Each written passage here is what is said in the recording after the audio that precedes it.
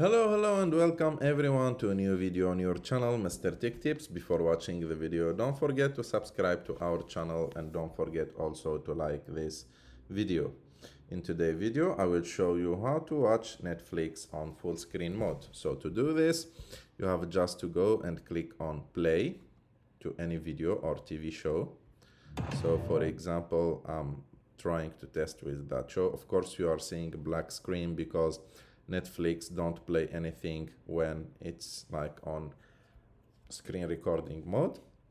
And to watch on full screen mode, you have just to go and click on that icon on the bottom right of the screen.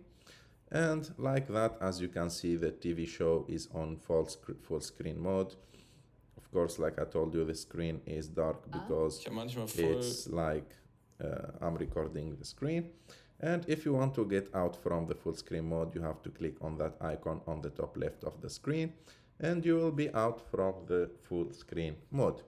I hope that you like this video.